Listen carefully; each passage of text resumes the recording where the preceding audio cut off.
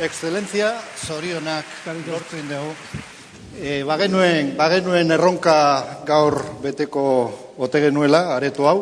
Ez dakit zientzia izan da, Pedro bera, eta noski nire aldetik kutxak ere zerbait jarri dula esan beharko nuke. Arratsalde on guztioi, mila esker gurekin izateagatik, gainea zuen artean aurpegi ezagunak, denoi mila esker gurekin izateagatik gaur.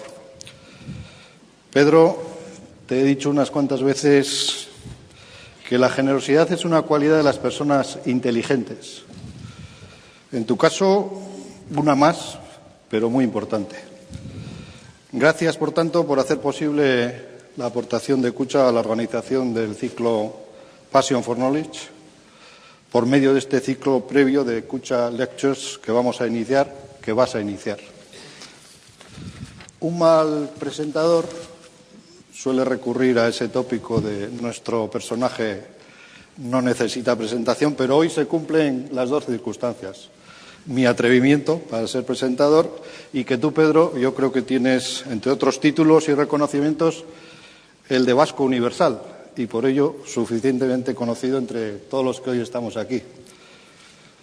Y como sueles decir tú, Pedro, en la hipotética y remota posibilidad de que alguien lo desconociera, voy a citar no más de una decena de méritos que nos enorgullecen de tenerte como amigo.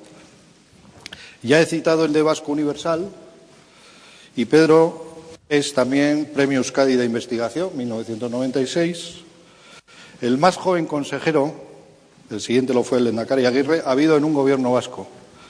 Pedro lo fue de Educación y Cultura y portavoz. Presidente de Jakiunde, del DIPC, de Cigna Nogune, catedrático de Física Cuántica de la Euskal Herriko Unibertsitatea, Física Condensada, un premio que él siempre me dice, no se te olvide, Max Planck, premio Max Planck de Física, entre comillas, casi todos los Nobeles han obtenido este premio. Premio Príncipe de Asturias de Investigación en 1998, miembro de la Comisión Trilateral, doctor por Cambridge, honoris causa por Valladolid y por la Pública de Navarra, medalla de oro de Guipúzcoa y de la ciudad de Donosti, y cómo no, lo dejo para el final, pero sé que tú le tienes mucho cariño, hijo predilecto de Isaba. Y todos los premios, medallas y reconocimientos que todos vosotros podéis imaginar y que además en su campo de trabajo se traduce en innumerables conferencias, direcciones de tesis, publicaciones. Barkatu, Pedro, agian zerbait utzi dut bidean, edo agian ez dut behar bezala zerbait zehaztu, baino daukagun denbora guztia gaur beharko genduke zure kurrikulum osoa irakurtzeko. Hoy hay que dar gracias, he dicho, a la generosidad de Pedro, pero también a su equipo.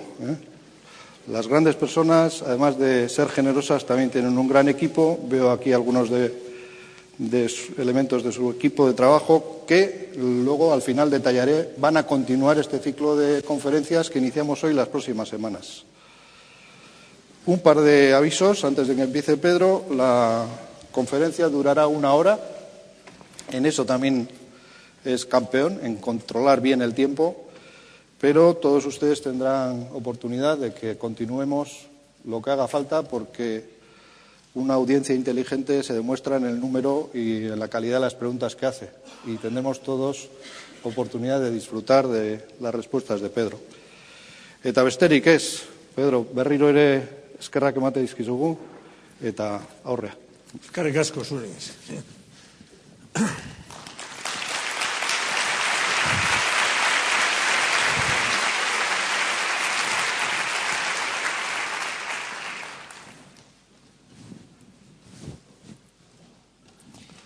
Eskerrik asko, muchas gracias, Carlos, por esta cariñosa presentación, que en palabras pronunciadas en esta sala podría decirse que a mi padre le hubiese gustado, mi madre se la hubiese creído y yo agradezco porque viene del cariño y de la creatividad de un buen amigo.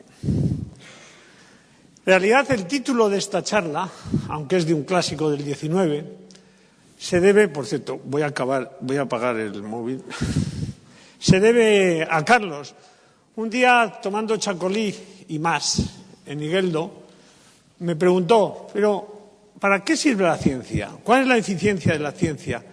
Teniendo en cuenta que él es un gran músico y estaba disfrutando del concierto número 2 de piano de Rachmaninoff, por supuesto, tocado en un instrumento posibilitado por la física cuántica, me pareció que era un buen título el de hoy. Ahora, al ver esta sala tan abarrotada, y yo de verdad que les agradezco emocionado la llamada hecha por nuestro equipo y por el Donostia International Physics Center y Kutxa y cómo han respondido, pues me encuentro un poco preocupado, porque una charla de física es fácil de hacer. Basta que la audiencia entienda un tercio, por respeto a la audiencia, naturalmente. Otro tercio debe ser entendido por el speaker, por el orador, por respeto a la materia de la que habla.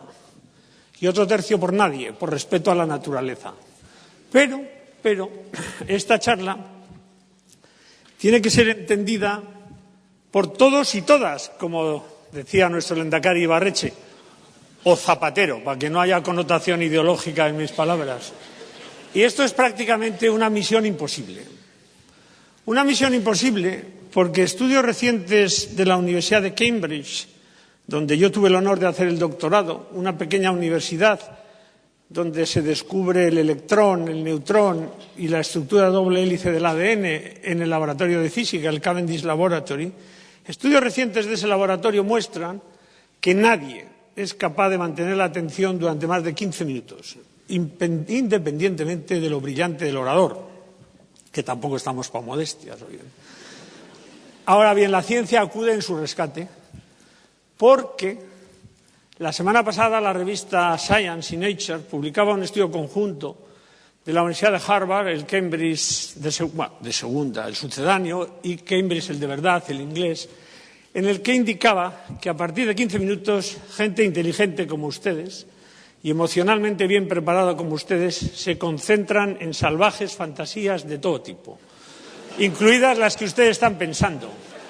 Así pues, no les voy a pedir perdón por el buen rato que les voy a hacer pasar en esta larga charla. Pensando en cómo introducir este tema, leía yo el discurso que el presidente de la American Physical Society, el primer presidente, hacía a la Sociedad Americana de Física el año 1899.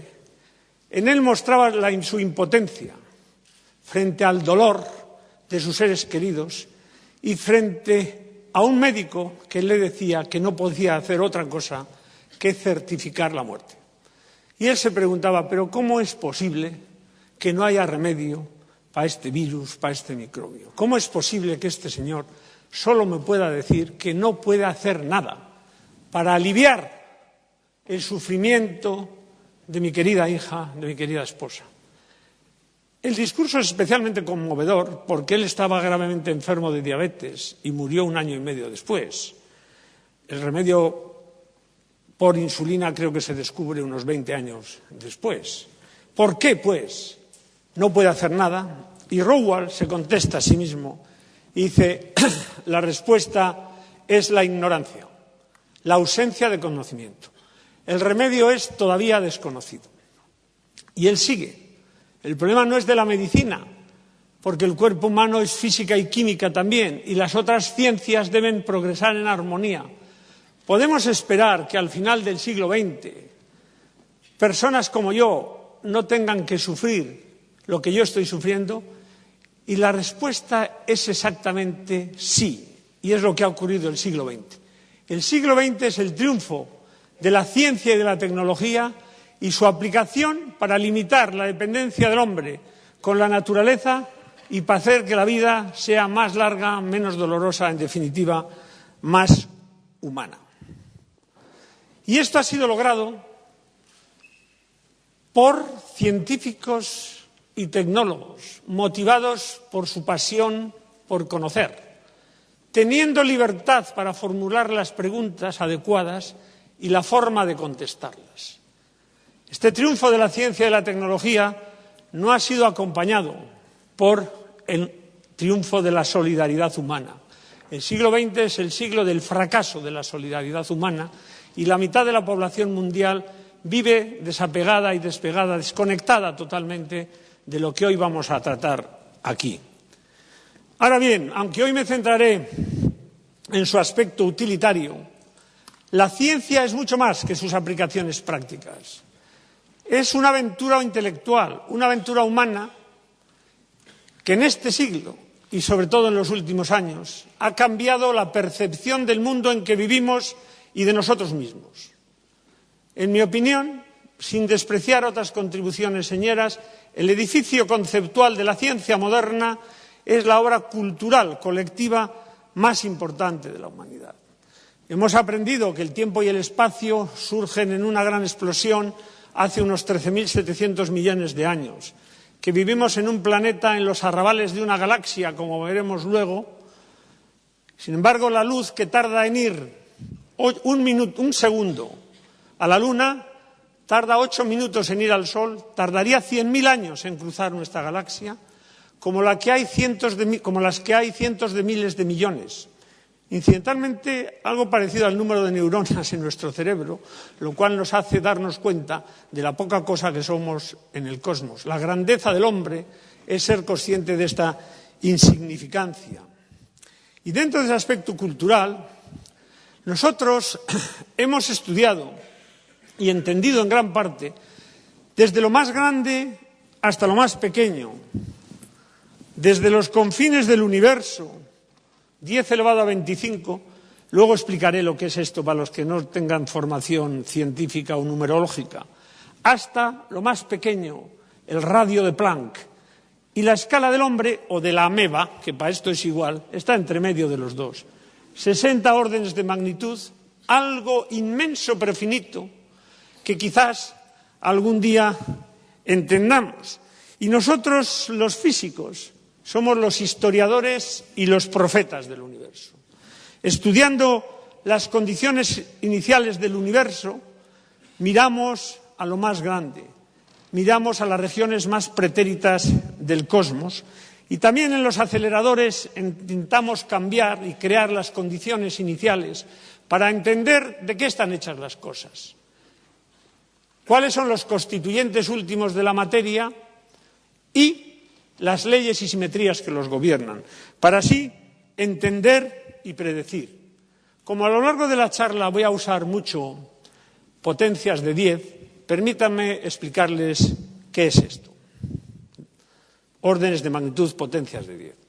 Cuando uno dice 6, 10 elevado a 6 significa un 1 con 6 ceros, 10 elevado a 6. Por lo tanto, el universo en metros es 10 elevado a 26. Es decir, 100 billones de billones españoles. En el lado pequeño, 10 elevado a menos 4. Menos 4 sería 4 ceros ahí. Y de esto vamos a hablar un poco ahora. Les voy a explicar cómo evoluciona el universo en un vídeo. Cada segundo vamos a multiplicar por 10 la amplitud. Vamos a bajar, por ejemplo, de 1000 a 100, de 100 a 10, y vamos a empezar en los confines del universo hasta llegar al hombre y luego ir hacia adentro, entendiendo la estructura molecular, viendo el ADN, luego yendo hacia el átomo, luego al núcleo, y todavía nos quedarían unos 17 órdenes de magnitud para llegar al radio de Planck. Hay más distancia del núcleo del átomo al radio de Planck, que es esto de aquí, que os explicaré lo que es luego, que de Demócrito al átomo. Empezamos pues con este vídeo para que se relajen un poco. Esto todo va a ser muy fácil, o sea que empezamos del universo y vamos bajando. 10 elevado a 24, cada segundo vamos por 10, cada cuadro. La galaxia, 10 elevado a 21, cientos de miles de millones de galaxias, vamos bajando y llegamos a nuestro sistema, etcétera. Llegamos a la Tierra, 10 elevado a 5, y luego llegamos al hombre. Ahora vamos a ir un poco más despacio. El hombre, que es 10 elevado a 1. Ahora intentaremos penetrar por la piel un poco más despacio. Iremos al centímetro, al milímetro. Veremos colágeno, células blancas. Ya llegaremos poco a poco a la estructura molecular de la vida, la doble hélice del ADN, la molécula que todos llevamos dentro como un libro vivo, testigo vivo de la evolución de la vida en la Tierra, y luego iríamos otra vez en un vacío parecido al vacío cósmico hacia adentro, y todavía de aquí nos quedan 17 órdenes de magnitud para llegar al momento de la gran explosión y bastantes órdenes de magnitud para llegar a donde intenta llegar el LHC. El origen del universo, la evolución del universo, empieza con una gran explosión. A medida que la temperatura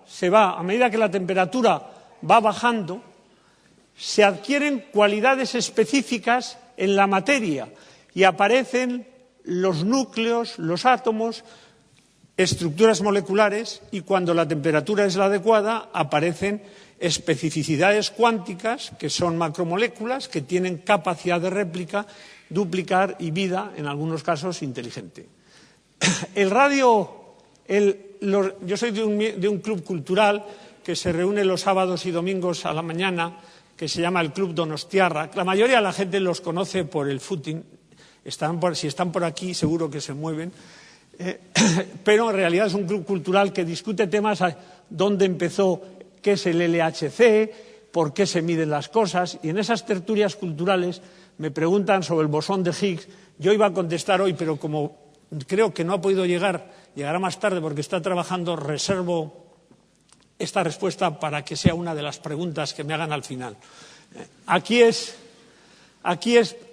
En esta zona la temperatura es 10 elevado a 15, que es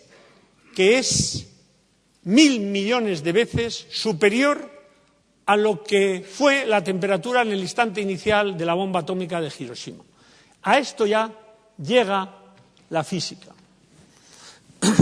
En realidad, al bajar la temperatura, en una especie de escalera cuántica van apareciendo nuevas cualidades con umbrales menores de excitación hasta llegar a la vida, y aquí, en 300.000 años, es cuando el universo se hace transparente y puede ser el fiat, hágase la luz. Pero no se apuren, que estos son temas muy difíciles, los explicará mucho mejor que yo Chema Pitar, que no dudo, en su charla, que va a ser en euskera, maravillosa, va a haber traducción. Yo les invito a que asistan, porque yo quiero ahora hablar de otro tipo de física, no la física de lo más grande, de lo más pequeño, sino la física que trata de la naturaleza real de los objetos normales. ¿Por qué el aluminio es un metal o el silicio es un semiconductor y por lo tanto microelectrónica? ¿Por qué hay superconductividad? La vida, esa física de la naturaleza real de los objetos normales, en palabras felices Jean-Marie Lehn, de matter than matters, esta frase no se puede hacer en castellano, es tan importante, tan difícil, tan sofisticada como la física de partículas o la cosmología, y sin embargo es la que ha determinado el gran avance tecnológico, la suprema utilidad, la sublime utilidad de la fuerza de la ciencia inútil. Si yo tuviese que elegir dos palabras para resumir la ciencia en todo el siglo XX, elegiría átomo y gen. Al decir átomo quiero decir que hemos entendido con la física cuántica la materia. Hemos entendido por qué los átomos son estables. Esta es la segunda, suelo hacer una broma aquí, la voy a repetir. Esta es la segunda ecuación más importante que la física. La primera, por supuesto, es el movimiento cooperativo de Mondragón, MCC. Pero Mondragón todavía no se ha enterado de la profunda energía que encierra su lema. Ahí tienen una foto de átomos en silicio indirecta, realizada lanzando rayos X. Esto corresponde a una estructura real que es el silicio de los átomos. El estudio del movimiento de los electrones en estas estructuras es lo que lleva a la microelectrónica, que ha cambiado la forma de preguntarnos, de producir energía y de relacionarnos en el siglo XX. La cultura en una palabra. Un ejemplo de utilidad. En realidad, Carlos no me preguntó sobre utilidad, sino sobre eficiencia, pero eso hablaré al final. Para que entiendan la diferencia entre eficiencia y eficacia, yo les diré, eficaz es matar moscas a cañonazos, pero poco eficiente. Pero la eficiencia de la ciencia se ve en la microelectrónica. Pero es que hoy no vemos los átomos solo de forma indirecta. Hoy podemos ver los átomos individualmente, uno a uno, con el microscopio túnel. Y, por lo tanto, corregir a Demócrito cuando decía que solo la razón puede llegar a los átomos, nunca a los sentidos. Nuestros sentidos tecnológicos permiten ver los átomos y nos permiten escribir Donostia International Physics Center con átomos individuales de cobre, de oro y plata sobre una superficie de cobre. Y a esto nos podía llevar a la nanoelectrónica, que en otro aspecto tratará en las clases de aspecto de autoensamblado el profesor Colmenero. Ahora bien, la física cuántica no es una teoría abstracta que solo hable de estos temas. Es prácticamente la mayor parte de la tecnología moderna. Casi todas las técnicas que ven el interior del cuerpo humano, la tendinitis de rodilla, que a mí me intenta con eficiencia curar el doctor Corcuera, y las dos hijas de Corcuera las he visto en la audiencia. El padre está en un congreso en Túnez, creo, pero está permitida por la física cuántica. Ahora bien, todas las comunicaciones modernas. Las comunicaciones tienen 4 fases: la era del electromagnetismo, la era del electrón, la era de la física cuántica y la óptica cuántica. Y esto es otro de los grandes cambios económicos posibilitados por la física cuántica y por la física clásica. A través de algunos hitos, solo mencionaré las ecuaciones de Maxwell, que codifican la electricidad y el magnetismo, unificándole. Boltzmann, al ver las ecuaciones, llegó a decir, ¿es acaso un dios el que ha escrito estas ecuaciones? El transistor, que cambia la microelectrónica, o la primera red, los móviles. A mí me gusta decir un ejemplo, y lo dije en la inauguración de Passion for Knowledge. Si Meitachi, que era de Irurita, del Valle del Baztán, se hubiese preguntado cuál es el descubrimiento, o yo me hubiese preguntado, que a Meitachi le hubiese producido más asombro porque no hubiese podido entenderlo, yo creo que hubiese elegido el móvil. Aquel hombre paseando por el Baztán, que pudiese sacar una cajetilla de tabaco o lo equivalente y hablar con sus familias en California, era algo que no solo no se lo hubiese creído, sino no se lo hubiese podido ni imaginar. Ahora bien, los fundamentos de la física cuántica que explican todo eso, explican el movimiento, la materia, pero además los propios fundamentos epistemológicos, fundamentos básicos de la física cuántica, pueden permitir otro tipo de ordenadores, que son ordenadores cuánticos en su propio funcionamiento, y de esto hablará un gran físico español que dirige en Passion for Knowledge. A mí se me ha encargado que toque todos los temas que los otros no van a tocar, o sea que yo iré metiéndolos de una forma u otra. Ustedes juzgarán. Cirac nos va a hablar un nuevo punto de vista sobre la naturaleza y mucho más. Pero es que además la física cuántica es la gran revolución conceptual del siglo XX. Es omnipresente. La difracción de rayos X y el enlace químico está en el fundamento, en la base de la segunda gran revolución biológica de todos los tiempos. El descubrimiento de la estructura de doble hélice del ADN. Porque los físicos y los químicos no solo hemos transmitido a los médicos y a los biólogos los conocimientos, habilidades e instrumentos, que también, sino que les hemos transmitido la necesidad, la importancia de intentar buscar explicaciones físicas radicales al comportamiento celular. Y en este sentido, esto es lo que lleva al descubrimiento de la estructura de doble hélice del ADN. En definitiva, esto lo que lleva es a que la herencia genética que dirige la evolución tiene una explicación molecular y, por lo tanto, es un triunfo de una determinada visión del reduccionismo. No hace falta explicaciones ni vitalistas ni leyes específicas de la biología.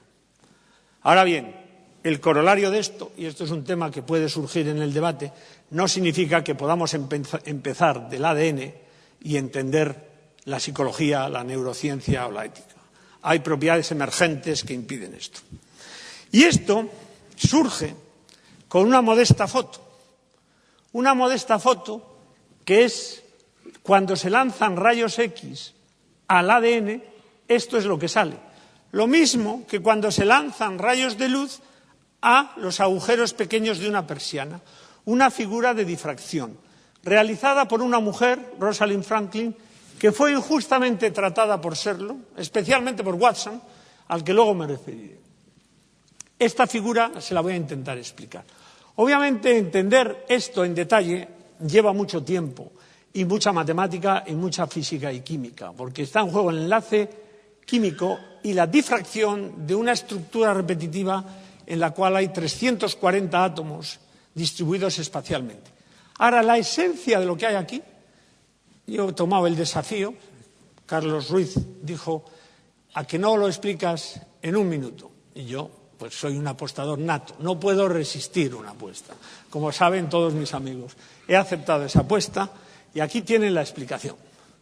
Si nosotros, tengo que verlo, si nosotros en vez de rayos X tenemos una simple diapositiva con unas rayas y la iluminamos con una luz láser, es decir, en vez de planos atómicos y rayos X, tenemos unas rayas de milímetros y un láser en la óptica, aparece esta figura de difracción.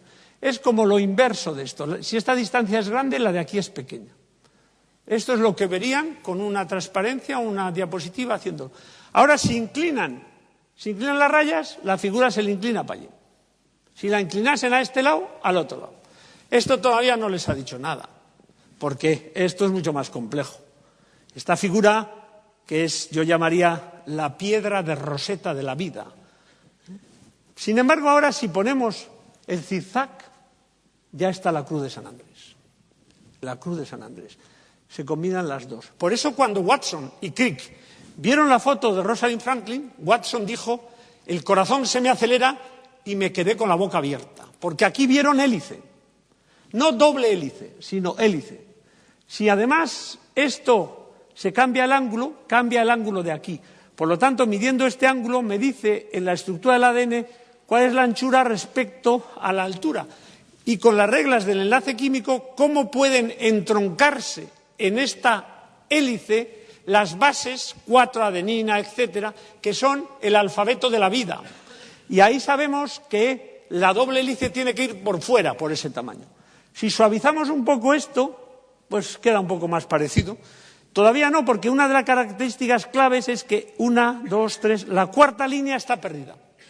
Is missing, el misterio de la cuarta línea. Pues bien, la cuarta línea exige otra hélice desplazada, de hecho, 3/8 del periodo para que se elimine, fíjese. Si pones un poco de granos ya los átomos y tienen prácticamente la estructura. En un minuto, con una diapositiva, con una estructura planar, tienen el secreto de la estructura de doble hélice del ADN. Estructura que implica el mecanismo de réplica y que es la forma con la que una generación transmite sus características a la siguiente. En la estructura de doble hélice del ácido desoxirribonucleico, y muy en particular en el orden en que los 4 nucleótidos que componen la forma del alfabeto de la vida se estructuran a lo largo del eje vertebral, está el mecanismo de transmisión de la información genética y, por lo tanto, el secreto de la vida. Es la segunda gran revolución biológica de todos los tiempos. Hay 3, pero la tercera es muy complicada y no os la voy a contar. La primera es, por supuesto, el origen. Todos los seres vivos compartimos el mismo origen. Darwin. O Wallace, pero Darwin. La segunda es, todos los seres vivos compartimos el mismo mecanismo de transmisión de la información genética. Los ADNs de todos los organismos vivos son químicamente idénticos, difieren en tamaño y secuencia. Compartimos el genoma con las moscas y más de la mitad con el plátano, algo que seguramente a ustedes se les habrá hecho mucho más evidente oyendo algunas declaraciones recientes en televisión que cuando oyen otras. Y el proyecto Genoma va a ofrecer, y esto nos lleva al genoma, este conocimiento y otros 50 años nos lleva a que en estos momentos estamos en una situación en que nuevas tecnologías biomédicas van a ofrecer soluciones revolucionarias para la salud. Por primera vez, la especie humana es capaz de modificarse a sí misma, con consecuencias de todo tipo. Por ejemplo, podríamos contestar a esta pregunta: ¿se puede modificar genéticamente la vida humana? Pues sí, la respuesta es sí. La fuente, este bello cuadro, era un sueño, pues hoy esto es posible. Yo les voy a decir cómo pueden hacer para vivir 540 años, que seguro que les interesa bastante. Si realmente los estudios que se han hecho científicos y publicados en la revista Science en 2003 con moscas y con ratones fuesen extrapolables al tamaño humano. Y aquí hay que andarse con cuidado, porque en general mis amigos médicos me dicen que en ratones funciona todo. Y luego me añaden un chiste que yo voy a hacerlo aquí, porque el tamaño importa. Pero las 3 reglas para vivir más son: comer menos, algo especialmente no recomendable en una ciudad como San Sebastián, ¿no? La segunda es, y aquí ven a Ginés Morata, un gran biólogo molecular, pasar frío, que él no la sigue porque se cubre bastante bien, ¿no? Y la tercera es no abstinencia sexual, sino eliminación de las gónadas sexuales. No lo sé si esto funcionará para ustedes y si la vida podrían vivir muchos años, pero estoy convencido que si siguen mis consejos, la vida se les iba a hacer bastante larga. Entonces, ahí tenemos materia y vida. Materia y vida. Hemos entendido la materia y la hemos usado, hemos cambiado la economía del mundo. Pondré varios ejemplos luego. Y hemos entendido la vida y podemos cambiar el futuro de la especie humana y el futuro de la medicina. La sublime utilidad de la ciencia inútil. La vida en el pasado era, en palabras de Hobbes, sórdida, cruel y corta. Ni Carlos V, con toda su gloria, podía tomarse el chacolí al que me invitó en Igueldo Carlos Ruiz, y que no dudo que continuaremos con la tradición. Porque una de las características de la ciencia es continuidad. Nosotros queremos participar como pueblo en esta revolución científica. Tenemos que entender algunas cosas de cómo funciona la ciencia.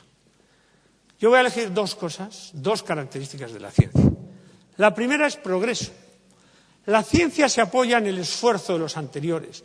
Por eso a los estudiantes que hay aquí, que veo muchos, veo a los del curso de máster, les recordaré lo que les he dicho siempre. Cada cosa que hace un estudiante es importante. El eslabón de la cadena. Todos somos importantes. Todos somos importantes. Si he podido ver tan lejos es porque me he apoyado en las espaldas de los gigantes anteriores, el gran Newton.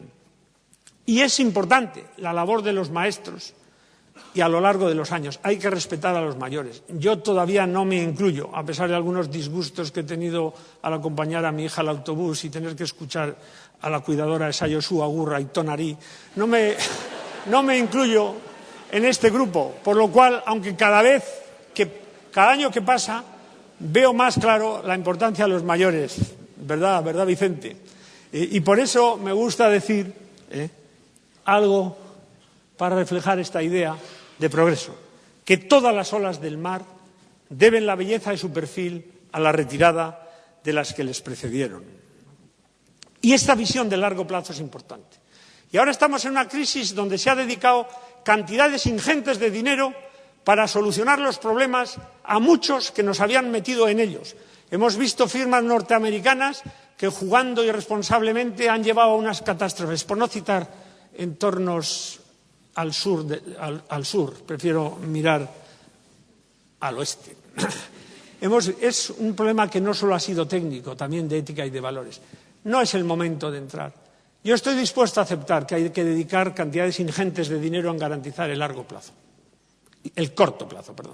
Pero no podría entender que no se dedicasen cantidades ingentes de dinero igualmente en garantizar el corto plazo. la formación, la investigación, la innovación, la cultura. Porque realmente, largo plazo, es una cosa a la que poca gente puede dedicarse. Los políticos no pueden. Las urgencias del momento les machacan. Los industriales tampoco, muchas veces. Es a la academia, a las universidades y a las academias como Jaquiunde, a las que les corresponde tener la distancia suficiente para mirar el largo plazo y garantizar los principios básicos. Si no, ¿a quién? La segunda característica es libertad. Libertad de creación. La burocracia tiende a expandirse y a estudiar y crecer y exigir a los creadores que dediquen tiempo a las necesidades que ellos crean para expandirse. Existe hoy una tendencia muy fuerte en Europa a dirigir la investigación, haciéndola servir, se dice, a las necesidades del mercado. Pero como ya estamos en 15 minutos, para que no se me desvíen con fantasías, esto se lo voy a contar con una anécdota que he repetido muchas veces. A mí no me gusta repetirme porque me gusta ser original, es la vanidad del científico, pero en este caso creo que es más importante tener razón que ser original. Y se lo voy a contar con una anécdota que he contado muchas veces. Hace unos meses yo estaba en Londres para asistir a una reunión de industriales, políticos y científicos europeos y el presidente de una gran compañía, teniendo una entrada para asistir al concierto sobre la Sinfonía Inacabada de Schubert y no poder ir, le dio la entrada al director de personal. Y al día siguiente se lo encontró en la empresa y le preguntó: ¿qué tal el concierto? El director de personal contestó: tendrá usted mi informe mañana por la mañana. Esto dejó perplejo al presidente de la compañía.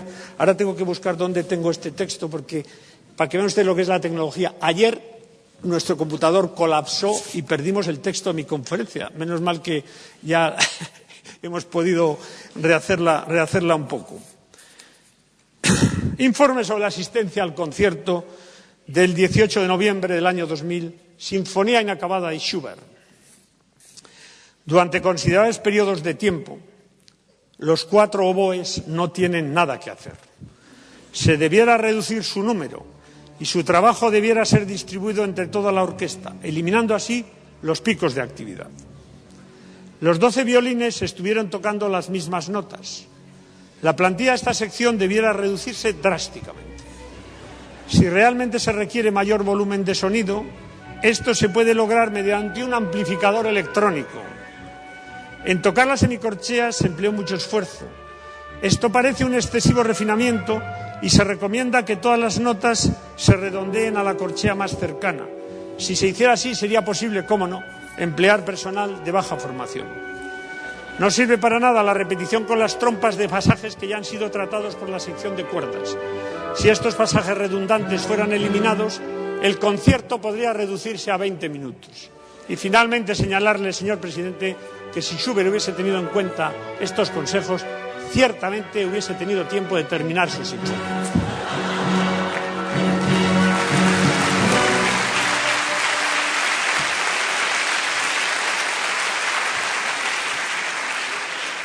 El mensaje de el corolario es que más importante y sobre todo más rentable que fijar objetivos a la ciencia estrictos es crear una atmósfera, un caldo de cultivo donde la creatividad pueda florecer.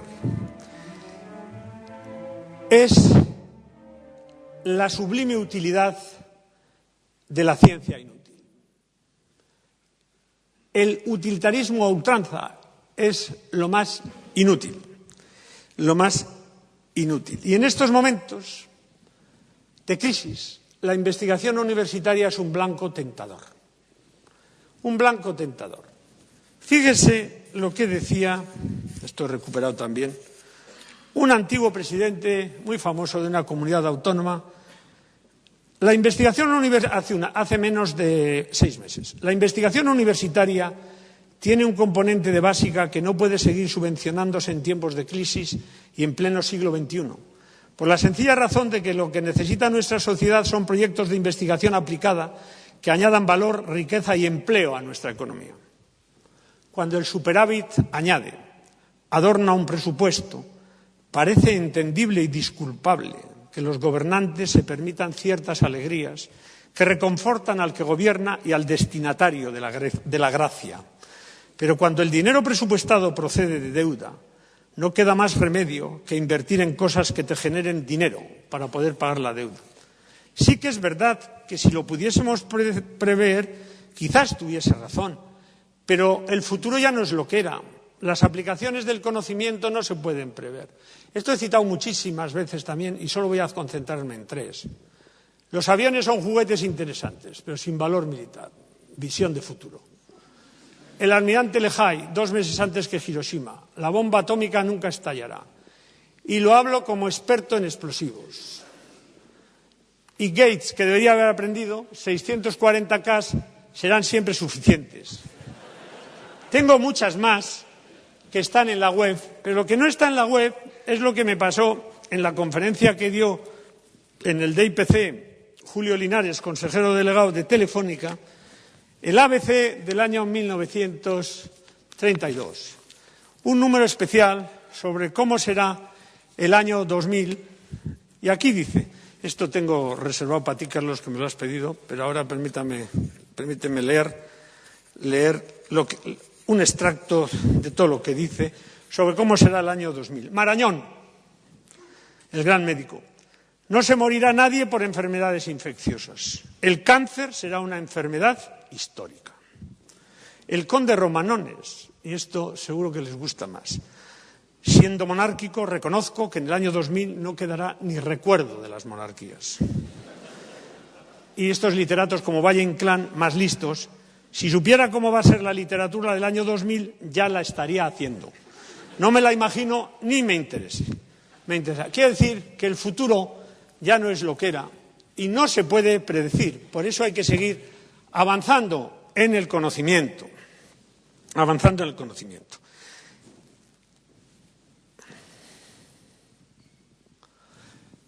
Ejemplos de la sublime utilidad de la ciencia inútil. 4. Corolarios de lo de Schubert. La medicina moderna. Hoy la medicina, la mayor parte de los grandes descubrimientos que han cambiado a la medicina no estaban dirigidos a encontrar ni sistemas de diagnóstico ni remedios. Los rayos X, los anticuerpos monoclonales, la penicilina, la vacuna de la polio, la ingeniería génica, el ADN recombinante. Lo más rentable ha sido, y lo más eficiente, dejar volar la imaginación. Otro que les va a gustar, el satélite, el GPS. El GPS que hoy ya lo tenemos todos hasta en los móviles. Los de mi generación no, porque no sabemos usarlo, pero nuestras hijas sí. Ahí está. El satélite está en una órbita separado de la Tierra con menor campo gravitacional. Por lo tanto, de acuerdo a la teoría absolutamente inútil en su momento de relatividad generalizada de Einstein, el tiempo va más deprisa al estar en menos campo gravitatorio. Pero es que además se mueve. Se mueve y al moverse, por la relatividad restringida, el tiempo se retrasa. En un caso son 45 microsegundos por día y en otros 7 en la otra dirección. Entre los dos, 38 microsegundos. Sin esta corrección, sincronización del reloj del satélite con el reloj de la Tierra, el GPS se equivocaría en 10 kilómetros. Otro. La sublime utilidad de la ciencia inútil, la resonancia magnética nuclear. Ahora la han quitado porque nuclear tiene una connotación negativa y le llaman de otra forma, funcional o de imagen, pero es resonancia magnética nuclear. ¿Quién hubiese pensado cuando en 1946 Purcell y Bloch publican sus resultados independientemente en el Physical Review, que si queremos obtener un sistema de diagnóstico que mejore los rayos X, deberíamos mirar a los espines nucleares, a cómo oscila una cosa tan pequeña como la 100.000ª parte del átomo? Y si por milagro a alguien se le hubiese ocurrido, ¿quién hubiese preguntado ¿Cuáles son los tiempos de relajación en sólidos, líquidos y moléculas biológicas? Y otro milagro todavía más fuerte hubiese sido necesario para preguntarnos cómo danzan estos espines si los sometemos a pulsos de radiofrecuencia. De estas cosas hablará Ernst y surge el conocimiento que lleva a poder leer el cerebro, empezar, o una tendinitis de rodilla. Y otra cosa, el último de los ejemplos, el láser. El láser es, ya lo ven, aunque está en inglés lo entienden perfectamente, es el 50 aniversario del láser. Se lo voy a explicar también otra apuesta en 30 segundos. En la física cuántica los átomos están en niveles discretos, o aquí, nada intermedio. Si yo por alguna forma, y no le explico cómo, consigo bombear este átomo y ponerlo en el estado excitado, esto puede decaer de una forma espontánea, que es una forma incoherente porque cada uno decae en tiempos diferentes. Ahora, también puede decaer por una forma estimulada. Llega una radiación y salen dos. Ahora, si yo consiguiese poner billones de átomos en un estado excitado, con un bombeo generalizado, ya están todos arriba, cuando llega la pequeña radiación, todos caen. Esto es el láser. Una luz absolutamente coherente, fuerte, distinta de la creación. Por eso cuando decía cómo ilustrar la belleza de esta tecnología, se me ocurría cuando Weizsäcker hablaba del momento de la creación en la Sinfonía de Haydn, ¿no? Cuando él habla de la belleza, de que sea la luz, que se separe de la oscuridad, y Dios lo hizo y es bueno.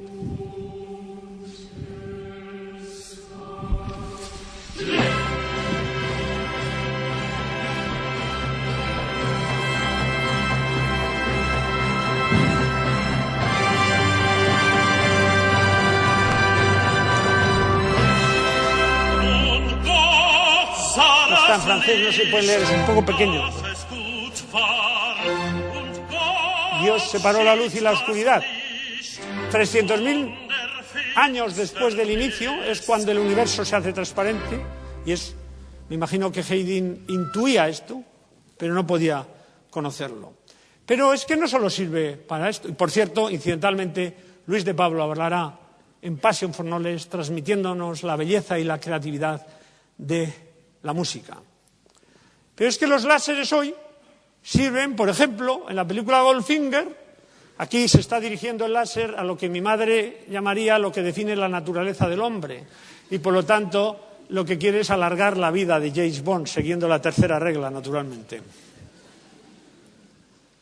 Del láser nos hablarán Tanui, Hans, pero hoy el láser puede seguir a un virus en su proceso de destrucción de la célula y fotografiarlo en tiempo real. Hacer nanocirugía. Sabemos, lo ocular no es nanocirugía, pero es que combinado, y es lo único que diré de nano, porque nano corresponde a otros oradores, en 1965, y el que recuerde esto es señal de una cierta edad, había una película, Un viaje alucinante, donde combinando nanorobots con láser se podía destrozar un coágulo o liberar la energía para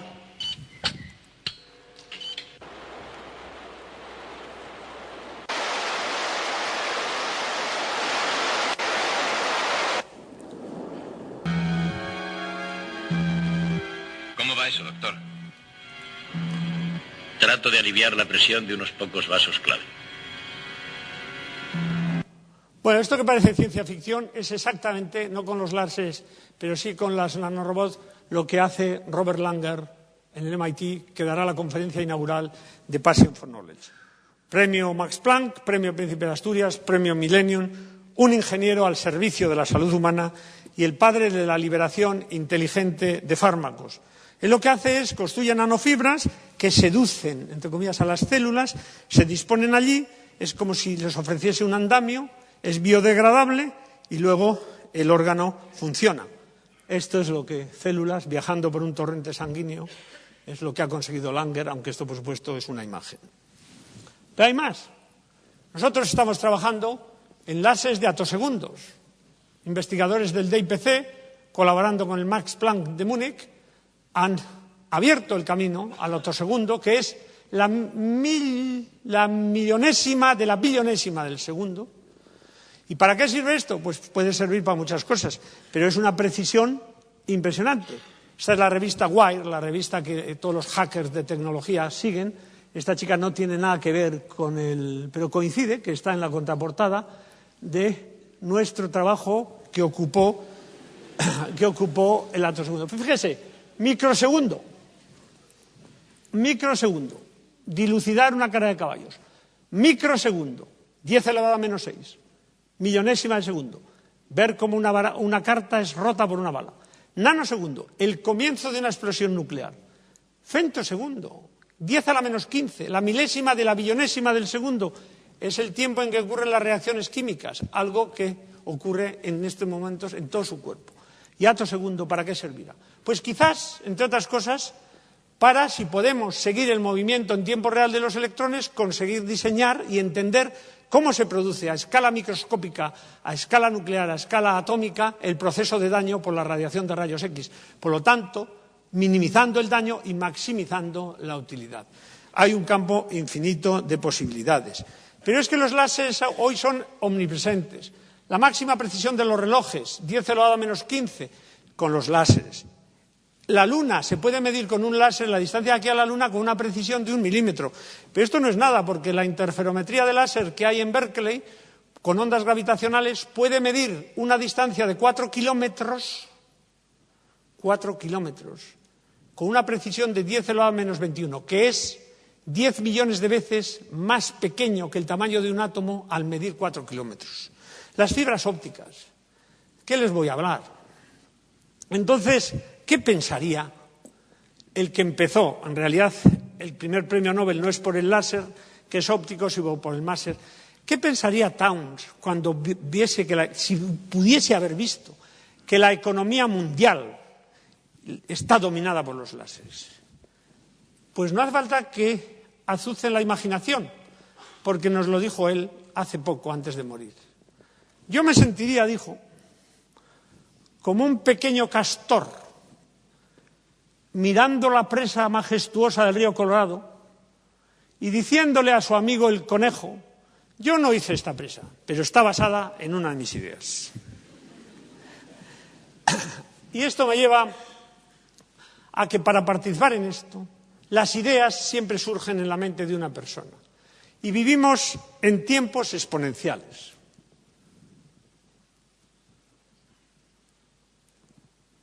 $2.700 millones de búsquedas en Google en 2006 al mes. 2 años más tarde, 31.000.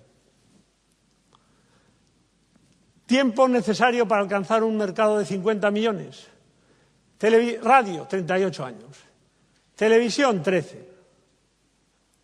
Internet, 4. Y ahora está el Facebook, que yo ya estoy totalmente desconectado, porque qué verdad es que ciencia es lo que un padre enseña a su hija y tecnología lo que la hija enseña al padre. Hoy el Google, ya Facebook supera a Google en número de visitas. En marzo, o no sé cuánto está. Ahí. Esto es algo... Pero más cosas.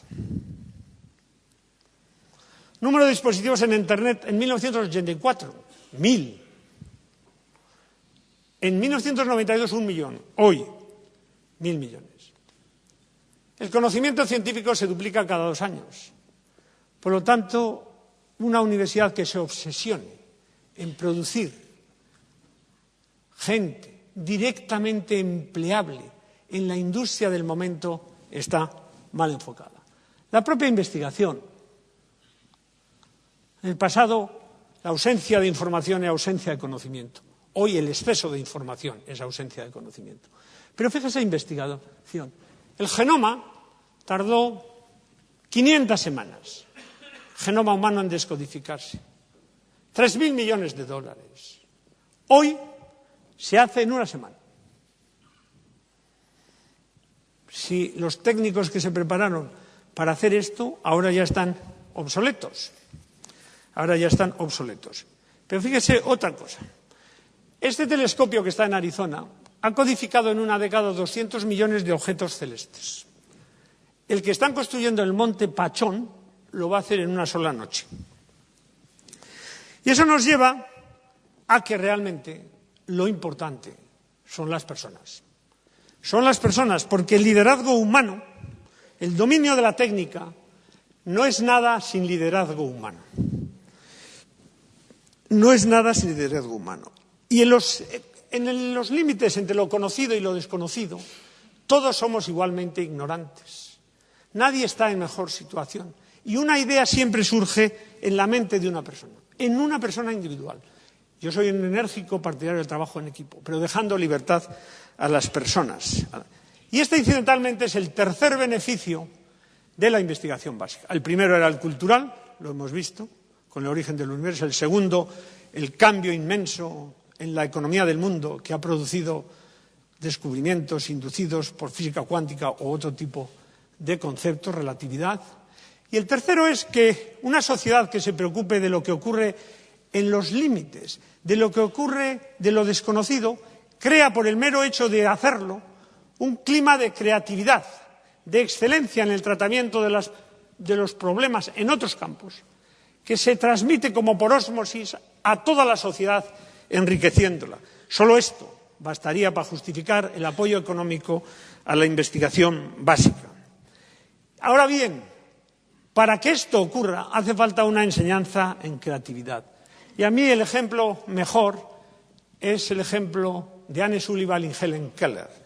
Helen Keller era una persona ciega, se quedó ciega y sordomuda a los 19 meses. En realidad, Bell, su trabajo sobre el teléfono fue motivado por cuidar y mejorar la audición y la educación de sus familiares sordomudos. Y llegó a ello mucho más por distinguir la P de la B que por sus conocimientos de electricidad. A los 6 años, los padres de Helen Keller le llevan a Anne Sullivan, que intenta y al principio fracasa. Pero llega un momento en que Helen Keller descubre maravillada que las cosas tienen nombre. Y ella lo cita como un momento maravilloso, porque adquirió, hay un libro precioso, para el que crea que la cosa le va mal, que lea Optimismo de Helen Keller y le pondrá en un equilibrio que le ayudará. Ella ve que cuando las cosas tenían nombre, descubre algo desconocido por explorar y adquiere lo que ella llama justo el título de nuestro congreso o de nuestro festival, pasión por conocer, y aprende exponencialmente. Y en realidad esto es lo único que un profesor puede enseñar, el amor por lo que se hace. Y hoy la pasión por conocer es lo útil, es lo verdaderamente rentable, porque la ciencia avanza contestando a preguntas y ordenando el caos, pero creando caos en el proceso, porque cada investigación que se precie y que conteste a una pregunta, crea al hacerlo 2 nuevas preguntas. Es como si existiese una ley igual a la de conservación de la energía, la ley de conservación de la ignorancia. Y Neruda lo dice muy bien, lo cierto es que una abstracta incertidumbre surge de cada caos que regresa, a su vez, a ser orden. Ahora bien, ¿qué nos diría Ronwald, el del principio, al principio de ahora? Que el mundo tiene incógnitas, la materia tiene incógnitas impresionantes. Yo he dicho átomo y gen. Si me preguntasen ahora que eligiese 2 palabras, pues seguramente elegiría con mi amigo Campillo neurología o neurociencias y ecología. ¿Por qué no? Y cuando yo estoy abocando por la defensa de la libertad, no estoy diciendo que los científicos hagan lo que les dé la gana y no se preocupen de los programas sociales. No. La ciencia y la sociedad espera de la ciencia que los científicos contribuyan a solucionar los problemas sociales y los problemas que va a tener la sociedad con visión de largo plazo. Por ejemplo, reconociendo los problemas, dándoles forma y creando proyectos para que puedan ser contestadas de forma científica. Los grandes problemas de la sociedad y de la humanidad, como van a ser la energía, problema tremendo, el agua, la alimentación, el equilibrio con el entorno natural, el crecimiento de la intolerancia y los fundamentalismos, no se van a solucionar con menos ciencia, sino con más ciencia y más educación. Y ahora, ya me quedan 3 minutos, yo soy muy disciplinado y además es un momento bueno, a pesar de que les veo con una atención que me emociona y que agradezco de veras, y esto es deslumbrante para mí. Pero creo que cuando el entusiasmo del orador por continuar puede entrar en colisión o ir en proporción inversa del de la audiencia porque continúe, es el momento de empezar el final. Y el triunfo de la ciencia y la tecnología y el futuro de la sociedad va a requerir más ciencia y más tecnología. Pero no es suficiente. Nuestros hijos, no queremos un futuro para nuestros hijos, para nuestras hijas. Ya ves, Ibarretxe, que empiezo a educarme en tus lecciones, aunque como un alumno mayor con cierto retraso. El futuro no puede ser solo ciencia y tecnología, tiene que ser un mundo mejor y no puede ser más dinero.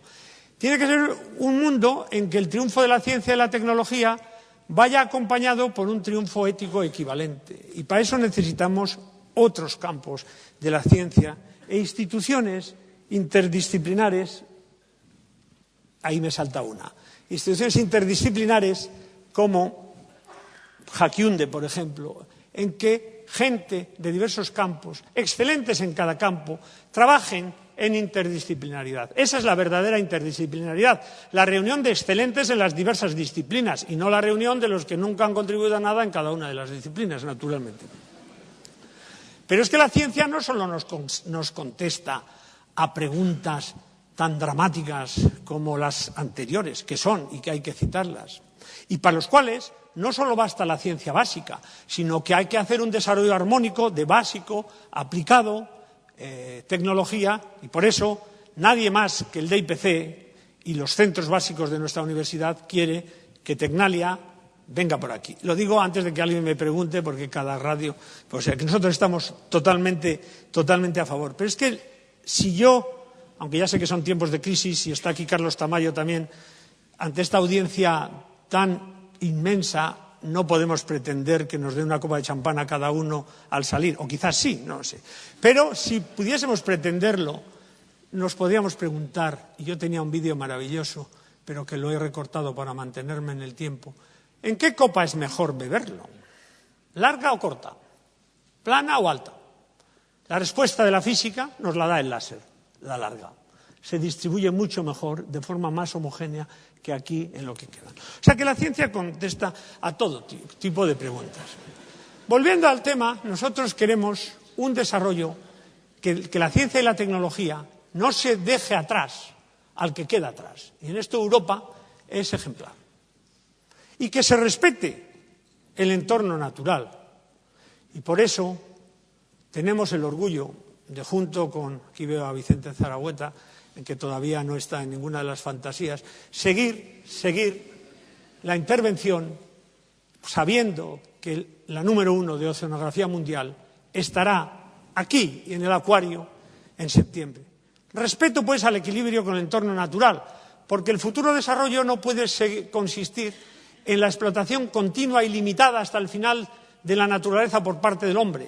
Tiene que ser producto de entender más las diversas formas de la materia para poder crear más cosas usando menos y respetando también no solo el entorno natural, la diversidad cultural y entre ellas una de nuestras contribuciones que si nosotros lo perdemos lo pierden todos para siempre. El libro de Basterrica explica el argumento ecológico para la defensa del idioma vasco y por eso tenemos a Achaga. Vamos a vivir en un mundo que, como dijo Obama en el discurso de su victoria, está conectado por nuestra propia ciencia e imaginación. Y por eso el mensaje de hoy mío es que más importante que transmitir los conocimientos útiles, siendo esto importantísimo, es transmitir y actuar en consecuencia que lo realmente útil es la pasión por conocer, el conocer. Y para eso hemos organizado este festival, pero no como una fiesta, que no están los tiempos para rock and roll, sino como el comienzo de una nueva década, como atracción de cantera a nuestros jóvenes investigadores, a los que se debe dar la oportunidad de desarrollar sus proyectos. No hay mejor política investigadora que crear oportunidades en abundancia a los más creativos de nuestros jóvenes. Fomentar la formación, explicarles que lo realmente maravilloso de la naturaleza y las grandes oportunidades y curiosidades que hay, para lo cual necesitamos en el sistema educativo profesores bien formados, bien motivados, bien remunerados y bien reconocidos socialmente. Vaya día para citar esto con la que está cayendo. Pero la verdad es que es la única forma de proteger nuestro futuro. Estoy seguro que lo haremos porque si realmente una audiencia como ustedes ha sido capaz de escuchar este speech sin moverse, con una atención que me admira, es que tenemos muy garantizado nuestro futuro. Les agradezco de corazón su atención. Mila esker, eskerrik asko.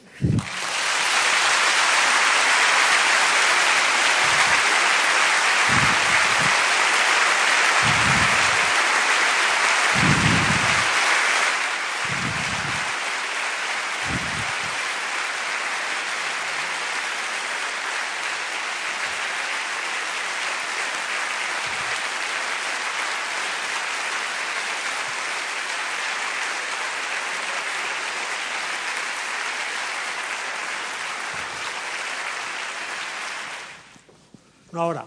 Fenomeno. Zoriona, Pedro, berriz ere, hartzen dugu detaile bat bezala zure kolaborazioa. Eta eseritzen gea eta pixkat galderak balin badira, aurrera. Todas las soluciones se las inventa. Lo único cierto era lo del chacolí.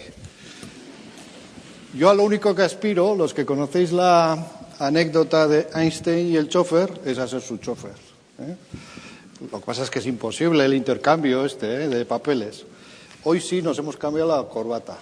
Montserrat, no te la voy a devolver porque, aunque tenemos muchas en la cucha, esa es la corbata institucional y cuando hemos llegado, él no la había traído y me dice, me apetece llevar la corbata a la cucha. O sea que el cambio no tiene vuelta atrás.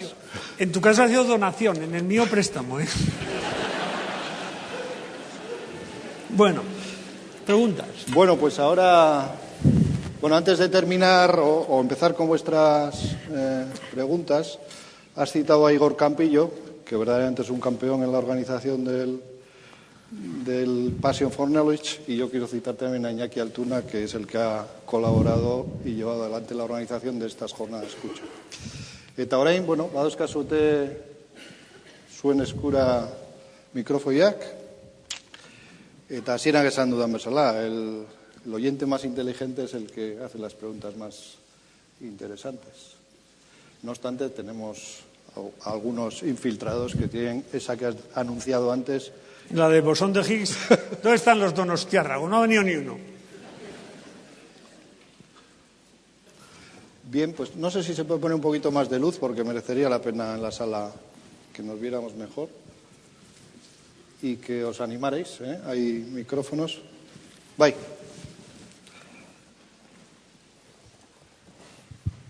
Bueno, yo, una pregunta antes de dar paso al bosón de Higgs. Igual empezar por algo que he echado de menos, o bueno, ha estado, pero un poco más velado, y sí me gustaría discutir un poco sobre ello, es el tema de, como científicos, la parte de la belleza de la ciencia, ¿no? Una parte de nuestra motivación está en que buscamos la belleza a través de la ciencia. Un poco me gustaría que pudieras comentar algo acerca de ello. Bueno, me alegro que me hagas esta pregunta. No, yo he citado en la estructura doble hélice del ADN, es bella. En ciencia ha habido una discusión muy fuerte en el pasado sobre si la belleza es criterio de verdad. Hay físicos de partículas que piensan que una teoría que tiene que ser cierta tiene que ser necesariamente bella. Obviamente este criterio de belleza no puede ser trasladado a la biología o la medicina, porque muchas de las soluciones que la naturaleza ha elegido no son bellas en el sentido de física de partículas. Las propias ecuaciones de Maxwell, que tienen una belleza intrínseca, hay gente que piensa que serían más bellas si tuviesen el monopolo magnético. Ahora, mi opinión, en ciencia hay 3 niveles de belleza, ¿no? Uno es la belleza que uno ve de las grandes concepciones, ¿no? Cuando uno ve la evolución de las galaxias, esa imagen que he mostrado de la evolución del universo, o la gran diversidad biológica, o la belleza de las estructuras cristalinas, es una belleza de imágenes, ¿no? O las placas tectónicas que se muevan, o la belleza que hay en los grandes ordenadores, ¿no? Luego hay una belleza, sin embargo, que es mucho más sutil y que en ciencia yo recuerdo que uno de los grandes profesores, Phil Anderson, nos la explicaba, ¿no? Que es comprender las conexiones internas entre fenómenos, es decir, cuán grandemente penetran el secreto de la naturaleza, cuán inesperados son las conexiones. Por ejemplo, hay una gran belleza en darse cuenta que el comportamiento de una aleación magnética es igual en un vidrio de spin al de las redes neuronales. O que el mismo principio unificador gobierna las partículas elementales que el flujo de electricidad en un superconductor, ¿no? Ahora bien, yo si tuviese que señalar 4 principios de una teoría bella, internamente bella en ciencia, una es el principio de realidad. Tiene que adaptarse a la realidad. En ese sentido, el teorema de Fermat es grandioso, pero no es científicamente bello, aunque sea matemáticamente bello, ¿no? Luego tiene que ser como un buen artesano, el orgullo de un trabajo bien hecho. Un científico tiene que hacer las cosas bien. Luego, pero sin embargo, lo más importante es que tenga un máximo número de simplicidad y referencias cruzadas, que abarque a cantidad de cosas, ¿no? Es decir, que con un mínimo núcleo de ideas explique un máximo número de conexiones y de temas. Es el principio de la navaja de Ockham, ¿no? Yo diría esto, pero claro, esto es para mí. Pero en cualquier caso, lo que es bello para un físico no necesariamente es bello para un biólogo. Ahora bien, la estructura de doble hélice del ADN encierra en sí el mecanismo de réplica y, por lo tanto, al ser la forma que transmite las características de una generación a otra, a través del dogma central de la biología que fue desarrollado por Crick, no tanto por Watson, en que del ADN, el ADN el mensajero, del mensajero las proteínas, eso sí que es una teoría bella, encierra el secreto de la vida. Y de hecho hay una anécdota preciosa, que en una cena le pidieron a Watson que explicase la estructura de doble hélice del ADN. Como le había pegado bastante al sherry, debía ser algún colegio de Cambridge, pues al principio fue bien, pero cuando tuvo que entrar en el tema este, que es tu pregunta, afortunadamente yo no he bebido hoy, pues no pudo decir nada. Y al final, medio borracho, dijo, but it's so beautiful. ¿Alguna pregunta? Se está pegando la corbata.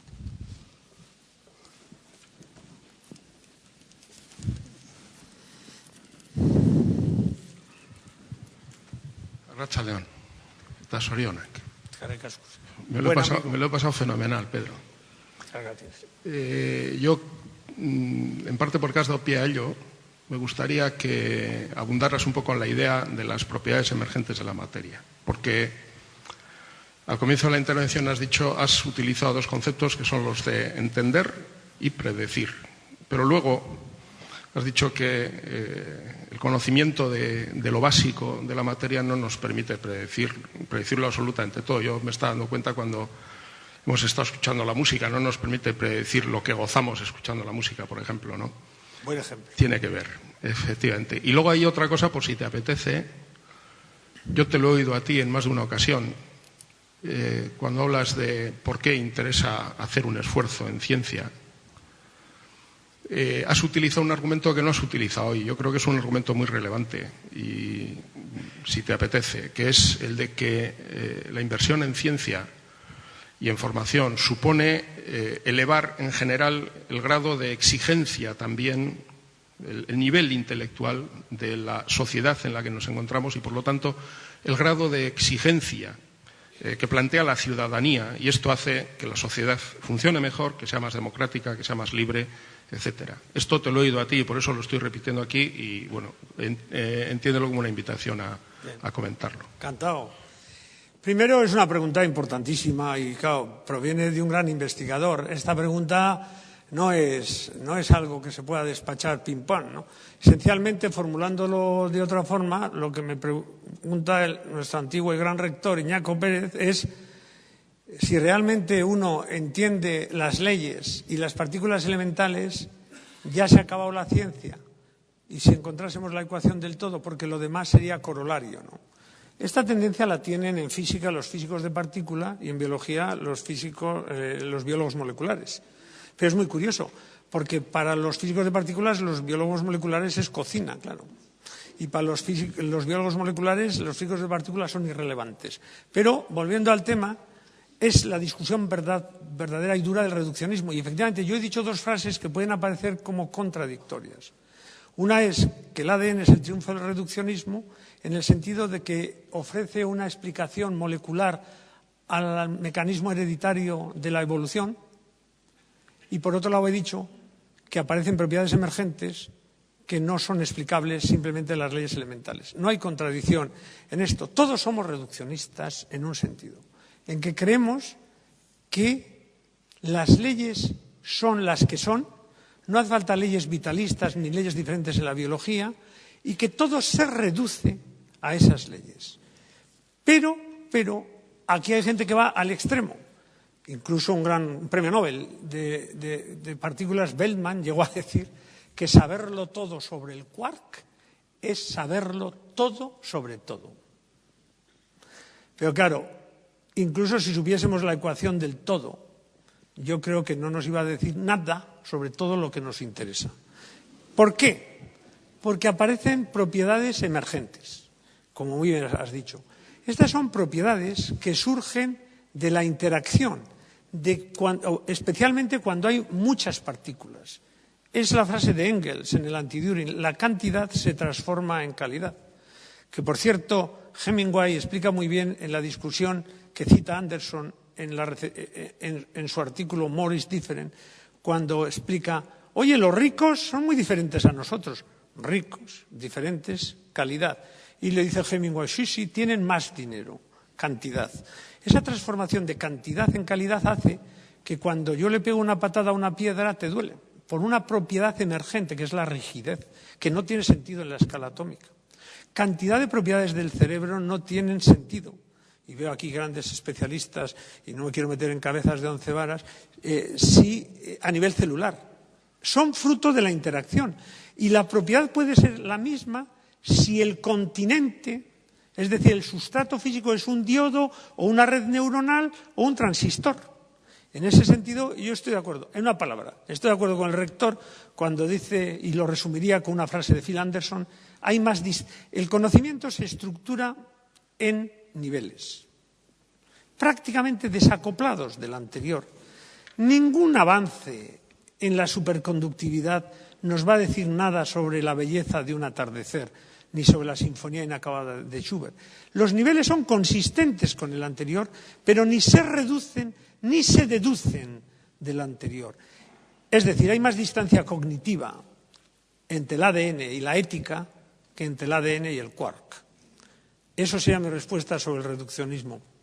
Sobre lo que has dicho, la segunda parte estoy de acuerdo. La primera he tocado un poco, pero ha debido ser el momento de la fantasía. Porque yo he dicho que una sociedad que se preocupe de avanzar en el conocimiento crea por el mero hecho de hacerlo, o igual no he dicho y tenía pensado decirlo. Pues no sé, me remito a la apuesta al vídeo. Pero debía haber dicho y quería haber dicho y probablemente he dicho, y si no lo he dicho lo digo, que una sociedad que se preocupe de investigar, de preguntarse el porqué de las cosas, de desarrollar una actitud crítica y de preguntarse sobre los límites, crea por el mero hecho de hacerlo un clima de excelencia en el tratamiento de los problemas que se transmite como por ósmosis al resto de las actividades. Y en ese sentido es muy importante la ciencia y la investigación universitaria.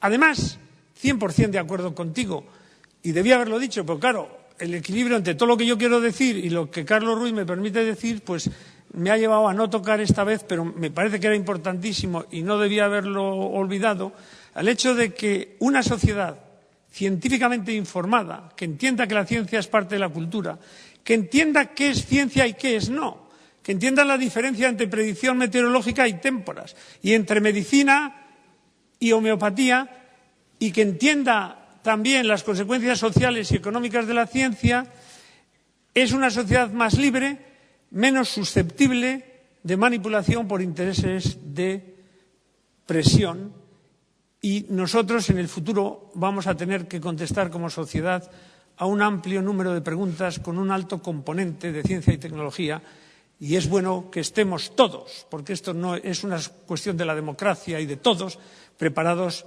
para ser ciudadanos responsables.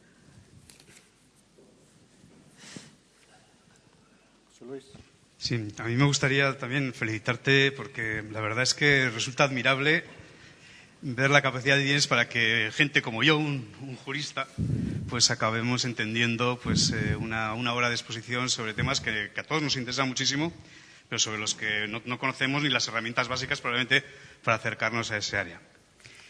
De todas maneras, me ha gustado en un determinado momento cómo has puesto en la diapositiva, hablando todo el rato de ciencia y de cultura. Porque claro, en el reparto, en la distribución de roles sociales en los que vivimos, normalmente, a lo sumo, la divulgación científica quizás se considera que es parte de la cultura. Parece que la cultura tiene más que ver con las humanidades, quizás con el arte. Entonces, yo sé que tú eres un firme partidario del diálogo entre la investigación en ciencias naturales, la investigación en tecnología y la investigación que se da en otras áreas, las sociales, etc. Entonces me gustaría preguntarte, ¿qué te parece que se puede hacer para promover más ese diálogo? Y bueno, pues si eso que te parece que se puede hacer, en el caso de que exista, pues ¿a quién corresponde? Si corresponde a los políticos, si corresponde a la sociedad, si corresponde a los colegios, a las instituciones educativas. Un jurista no cualquiera, porque acaba de recibir ayer, para gran alegría mía, además, como amigo y como presidente de Jaquiunde, el premio Euskadi de investigación. O sea que aprovecho para felicitarte en público, que bien merecido te lo tienes. Obviamente, la ciencia es parte de la cultura, es parte del clasicismo moderno. Preguntas clásicas de los griegos ha contestado la ciencia. Ha cambiado la percepción del mundo en que vivimos en nosotros mismos. He dicho que el edificio conceptual de la ciencia moderna es la obra colectiva cultural más importante de la humanidad. Y he dicho algunas cosas en las que fundaba esta afirmación. Es verdad, sin embargo, que otras ramas de las humanidades, no las humanidades, otras de las ramas de las humanidades permanecen separadas. También es verdad que hoy la ciencia es más un archipiélago de islas pequeñas o grandes, separadas entre sí, casi más que del continente de la llamada cultura tradicional. Precisamente por este gap que se está creando, que ya en su momento trató en Cambridge, en aquella famosa conferencia Snow, en las dos culturas, es necesario dos cosas: que los de ciencias sepamos de letras. Y yo siempre he sido partidario de que una asignatura como Historia de las Ideas esté en nuestros currículos universitarios. Prefiero que tecnicalidades que los podemos aprender luego, y que los de letras tengan historia o conceptos elementales de la ciencia como parte de su educación. Es lo que aspira, por ejemplo, un currículum maravilloso como es la educación liberal en una universidad como Harvard. Y un sitio bueno para hacer esto. Los políticos podrán hacer lo que puedan. Tampoco podemos pedirles a los políticos que solucionan todo. Hombre, algo sí, pero porque si no vamos a cargar a la democracia. No sé quién era el que lo decía, igual Bertrand Russell, citando a algún griego, de todas las expectativas irrealizables que pueden llevar a la frustración. Pero yo creo que es la sociedad civil, y por eso a mí me gusta que instituciones como Jaquiunde, que a mí me ha cabido el honor de empezar y lanzar, y que deben tener un apoyo de la sociedad, en que se reúnen gente que tiene una preocupación por el bien común, que son excelentes en cada disciplina, pero que les preocupan las otras, pueden actuar como un factor pequeño de catalizador e impulso de esta tendencia a la que tú quieres que nos dirijamos y que yo apoyo entusiastamente.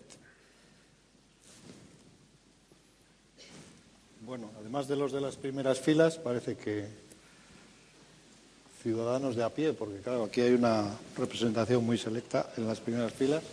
Hola. Antes has mencionado como que si tuvieras que elegir dos palabras, elegirías neurociencias y ecología. Y también has mencionado que te gustaría tener Tecnalia aquí.